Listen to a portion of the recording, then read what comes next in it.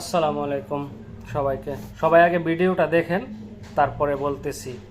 এই যে দেখেন মালদ্বীপের এমবিআর, মালয়েশিয়া, সৌদি আরব, সিঙ্গাপুর, কাতার, কুয়েত, ইটালি, অল কান্ট্রি 7,20,000 টাকা।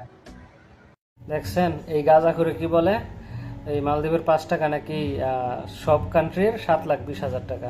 আমি আসলে বুঝি না এদের মতো গাঁজাখোরকে মেয়াদ উত্তীর্ণ গাঁজা আসলে কে সাপ্লাই করে। এরকম কিছু মা কাল ফল আছে যেগুলা মনে করেন মালদ্বীপে এসে পরিবেশ নষ্ট করতেছে। এর আগে একদিন 50 টাকা দিয়ে একটা ভিডিও করছে, ওইটা নাকি বাংলাদেশের 50,000 টাকা।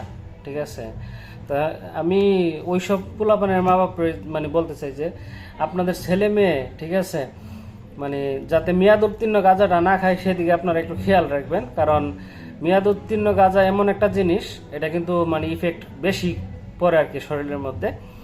তো আপনারা আপনাদের ছেলে মেয়ে যদি গাঁজাখোর হয় তাহলে আপনারা একটা কাজ করবেন, যেগুলোর মেয়াদ আছে ওইসব গাঁজা ওদেরকে দিবেন আর কি, সেবন করার জন্য। ঠিক আছে, গঞ্জিকা সেবন করার জন্য মেয়াদ উত্তীর্ণগুলো দেবেন না।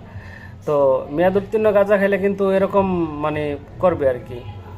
তো বাই তরে কইতাছি, ঠিক আছে, ভালো হইয়া যা। ঠিক আছে, আর যদি বালা না হোস, ঠিক আছে, মালদ্বীপে তোরা যেখানে পামো এখানেই গারামো, কথাটা মাথায় রাখিস। ঠিক আছে, বাটপারি চিটারি কম কর, আর নাই তো তোর চাপার মধ্যে দাঁত একটাও থাকবো না, গাঁজাও খাইতে পারবি না। ঠিক আছে, কথা মাথায় রাখিস তুই।